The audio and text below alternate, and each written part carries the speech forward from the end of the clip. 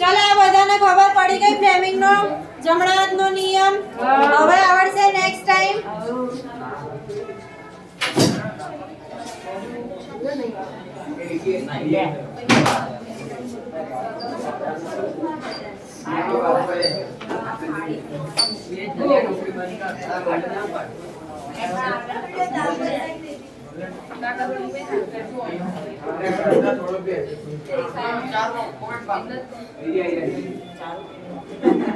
चलो आगे टाइटल मारो. विद्युत जनरेटर, एसी जनरेटर એને કહીશું. બીજું નામ લખો એનું.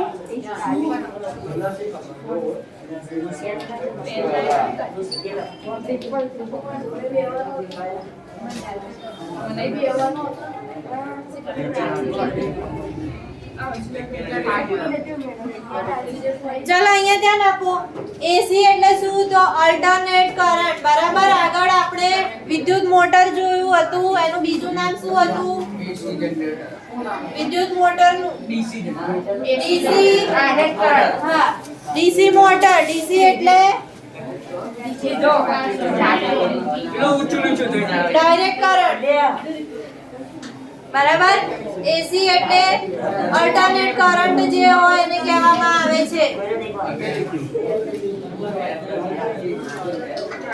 ચાલો હવે અહીંયા જે નાખો. વિદ્યુત જનરેટર જે છે તે યાંત્રિક ઉર્જાનું વિદ્યુત ઉર્જામાં રૂપાંતર કરે છે.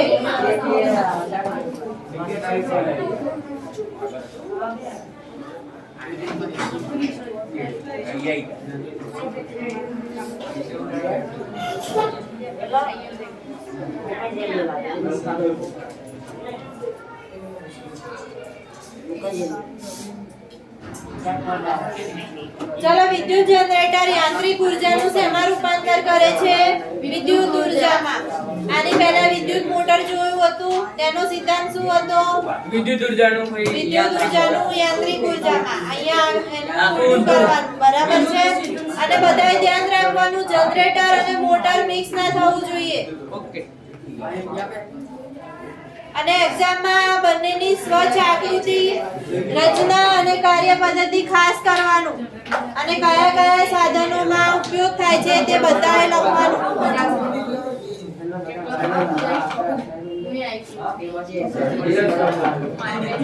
ચલો હવે આનો ઉપયોગ કઈ જગ્યાએ કરવામાં આવે છે? તો અહીંયા ધ્યાન આપો. મોટા મૂલ્યોનો વિદ્યુત પ્રવાહ ઉત્પન્ન કરવા માટે. બહુ વધારે પ્રમાણમાં આપણે વિદ્યુત પ્રવાહ જોઈએ તો આપણે શેનો ઉપયોગ કરીએ છીએ? વિદ્યુત જનરેટરનો.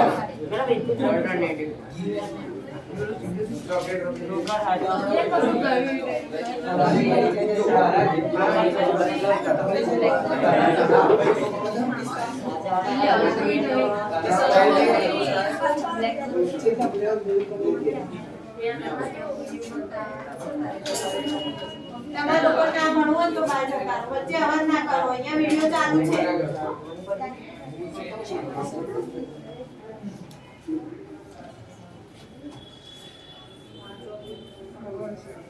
અને દરેક જણ વિદ્યુત જનરેટરની આકૃતિ દોરવા માંડે. વિદ્યુત મોટરની દોરી હતી એવી જ રીતે દોરવાની છે, ખાલી થોડું રિંગમાં ફરક છે. આમાં ઉપર નીચે ઉપર નીચે अब ये तो अंदर बाहर अंदर जाना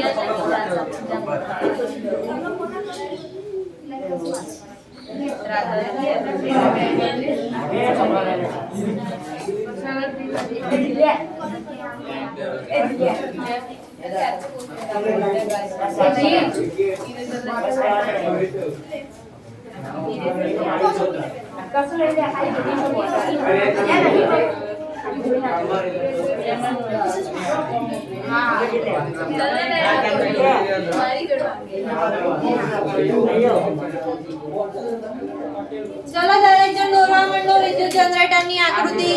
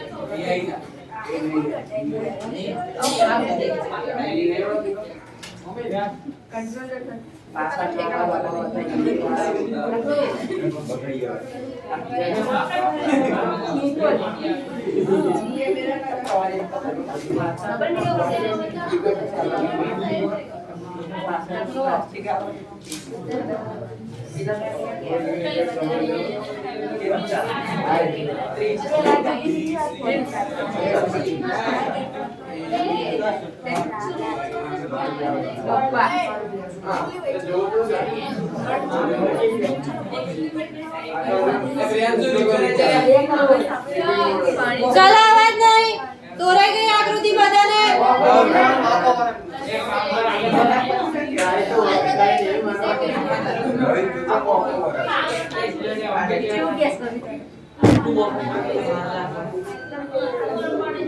हाथ कर दो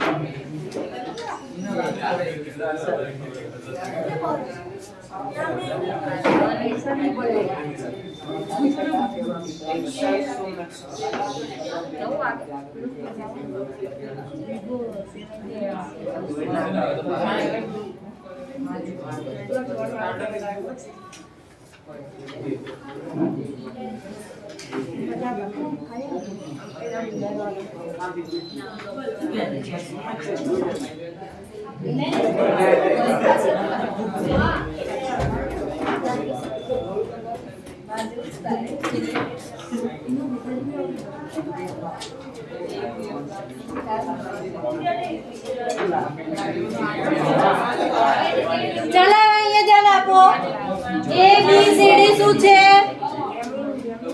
વિદ્યુત મોટરમાં હતું એ બી સી ડી લંબચોરસ વાહક તારનું ગૂંચળું બરાબર છે પછી રિંગ અહીંયા તમને બે આપેલી છે R1 અને R2 બરાબર અલગ અલગ જગ્યાએ રિંગ આપેલી છે અને બે બ્રશ B1 અને B2 એને કોની સાથે જોડેલા છે તો ધરી એક્સેલ સાથે તેને જોડેલા છે હવે અહીંયા આગળ તમારે શું જોડવાનું છે ગેલ્વેનોમીટર બરાબર અહીંયા શું જોડવાનું છે ગેલ્વેનોમીટર જોડવાનું છે જ્યારે વિદ્યુત પ્રવાહ પસાર થાય તેનું આપણે આવર્તન અહીંયા આગળ નોંધવાનું છે હવે અહીંયા ધ્યાન આપો જ્યારે અહીંયા આગળ વિદ્યુત પ્રવાહ પસાર કરવામાં આવે તો એવી રીતે વિદ્યુત પ્રવાહ પસાર કરવાનો છે કે એબી ભુજા જે છે ઉપરની તરફ જાય અને સીડી ભુજા જે છે નીચેની તરફ જાય તો પરિભ્રમણ કેવું થશે એબી ઉપરની બાજુ જશે અને સીડી નીચેની બાજુ આવશે તો પરિભ્રમણ સમઘડી કે વિષમઘડી દિશામાં થાય સમઘડી વિષમઘડી થશે ફરીથી વિચારીને જવાબ આપો વિષમઘડી સમઘડી વિષમઘડી બીજી ઘડી હે તો ના બીજી ઘડી વિષમઘડી બોલો હાથ से बोल સમઘડી या विषमघड़ी में कारण અહીંયા ધ્યાન આપો એબી ઉપર જાય છે અને સીડી નીચે આવે છે આમ તો આ ભ્રમણ કેવું થયું સમઘડી ઉલટ સુલટ વિષમઘડી સમઘડી અહીંયા જુઓ સમઘડી ઘડિયાળનો કાંટો જેમ ફરે એમ જ ભ્રમણ છે સમઘડી આવશે કયું ભ્રમણ અહીંયા વિષમઘડી કે છે એટલે મેડમ મેં સમઘડી જ કીધું ના બોલશો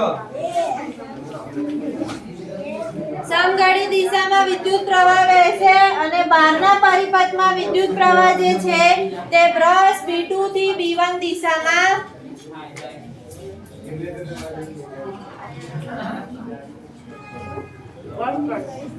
વહેશે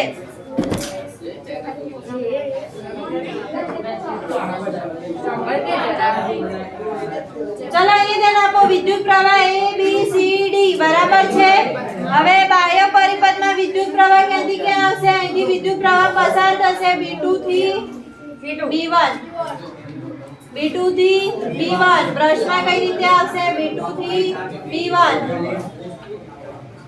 ચલો આ થયું અડધું પરિભ્રમણ હવે અડધા પરિભ્રમણ પછી વિદ્યુત પ્રવાહની દિશા ઉલટાશે બરાબર છે તો એવી જે છે ભુજા કઈ બાજુ આવશે નીચેની બાજુએ અને સીડી ભુજા ઉપરની બાજુએ તો કયું ભ્રમણ થશે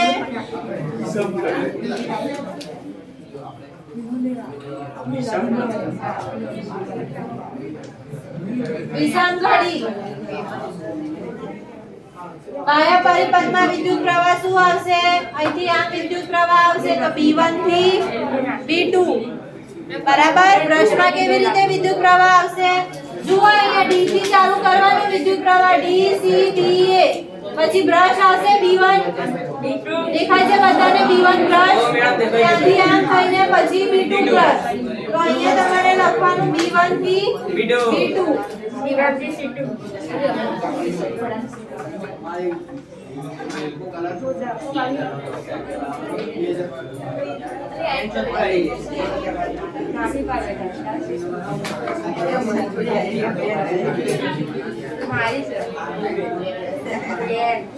ચલો આટલું ખબર પડી ગઈ પરિભ્રમણ વિદ્યુત મોટરમાં હતું એવું જ છે ખાલી થોડું અહીંયા બ્રશમાં વિદ્યુત પ્રવાહ અલગ છે હા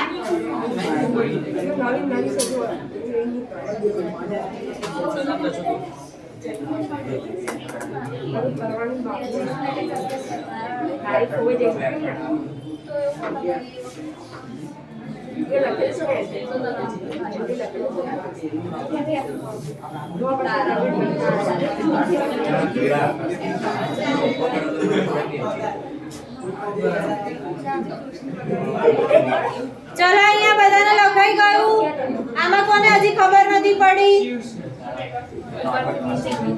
અહીંયા ધ્યાન આપો આપણે જ્યારે અહીંથી વિદ્યુત પ્રવાહ પસાર કરી એવી રીતે કરવાનો છે એબી ભુજા જે છે ઉપરની તરફ જાય સીડી ભુજા નીચેની પાછળ અવાજ નહીં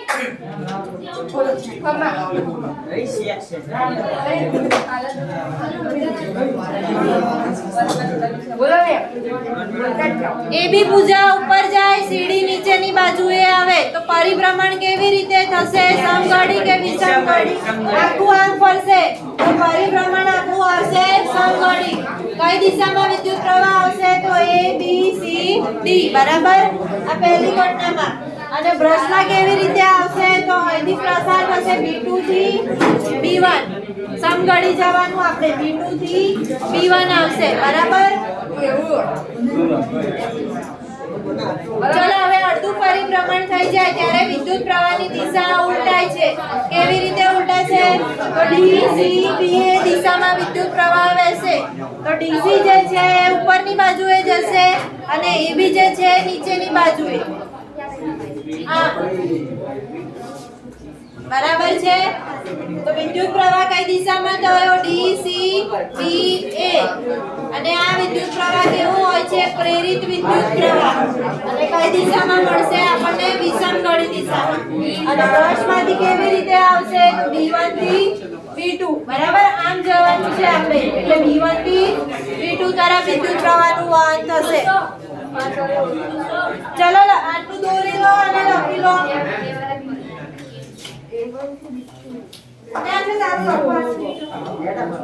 બેસી જવાના છો અહીંયા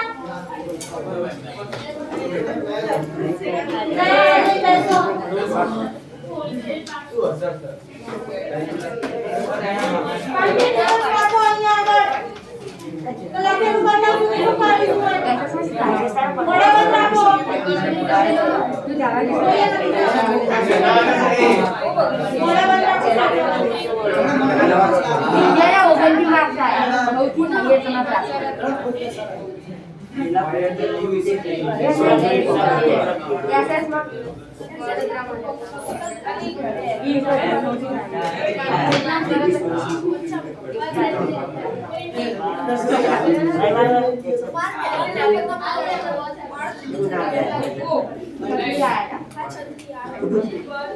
ચલો અહીંયા જે પ્રવાહ જે છે એની દિશા બદલાય છે તેને શું કહેવામાં આવે છે ઉલટ સુલટ પ્રવાહ અથવા તો AC પ્રવાહ કહેવામાં આવે છે ચલો લખો એમાં આગળ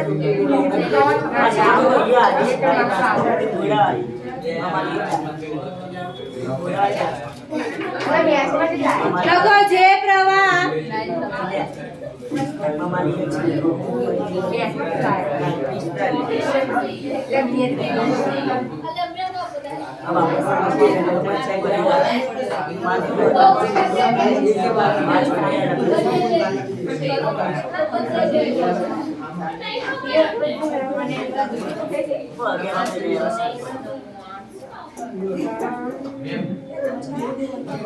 જે પ્રવાહ સમાન સમયગાળા પછી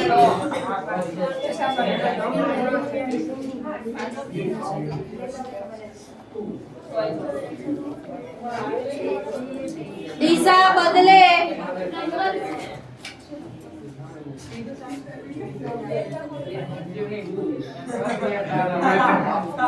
તેને AC પ્રવાહ અથવા તો ઉલટ સુલટ પ્રવાહ કહેવામાં આવે છે AC પ્રવાહ કહેવામાં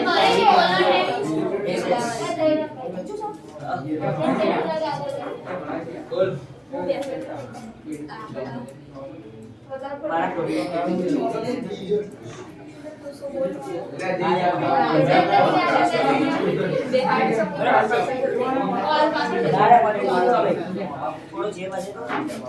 થોડો ત્રાસ તો દેખાય.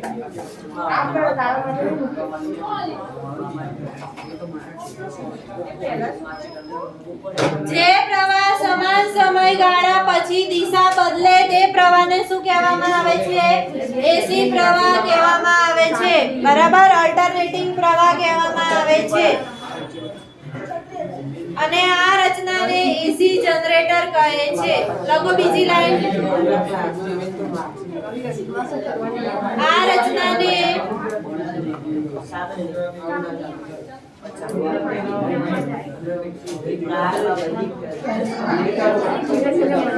એસી જનરેટર કહે છે.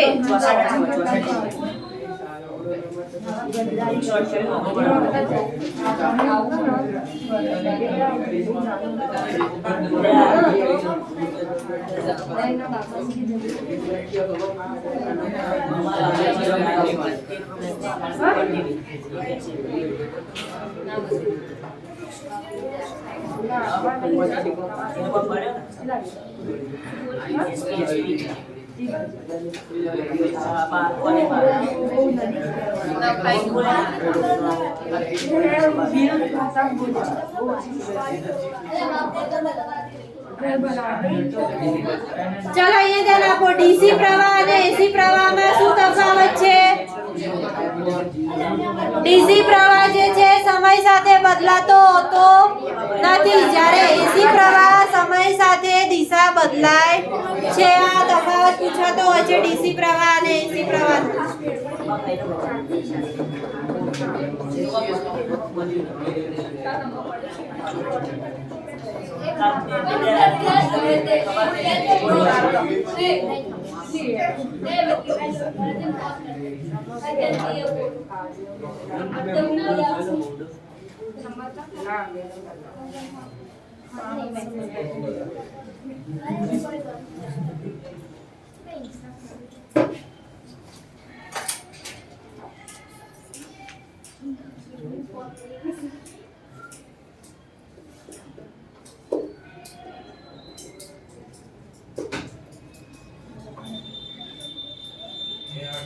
ચલો લખાઈ ગયું આટલું.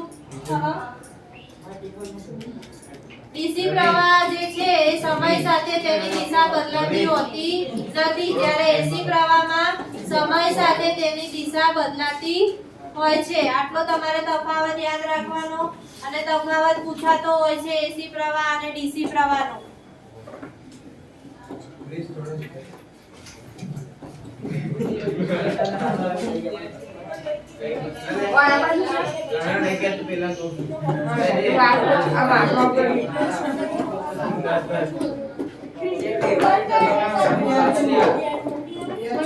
ચલો એક દિશ પ્રવાહ એમાં લખો.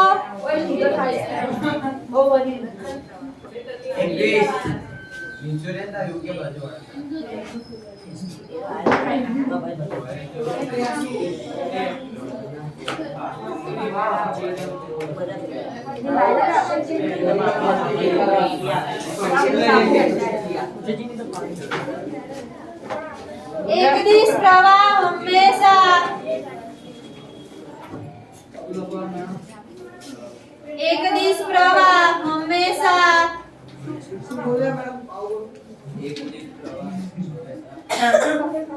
એક દિશામાં વહે છે.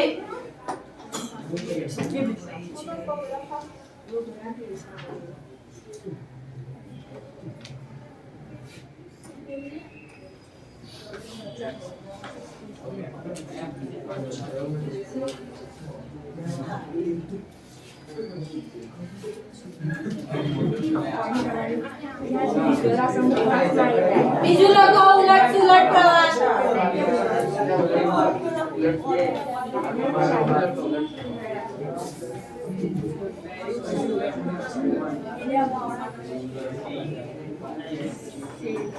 ઉલટ સુલટ પ્રવાહની દિશા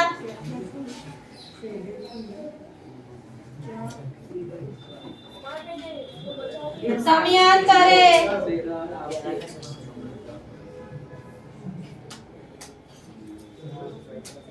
બદલાય છે અથવા તો ઉલટાય છે.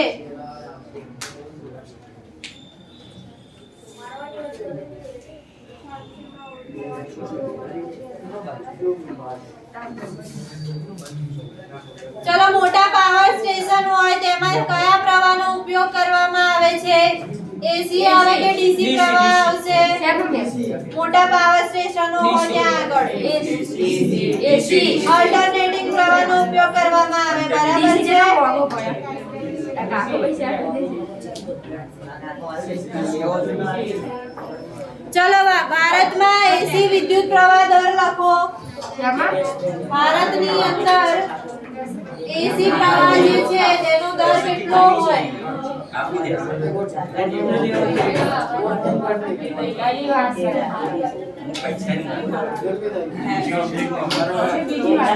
એક અપન 100 સેકન્ડે તેનું વિદ્યુત પ્રવાહ જે વહેતો હોય છે આટલા સેકન્ડે તેની દિશા બદલાતી હોય છે. 1/100 સેકન્ડ.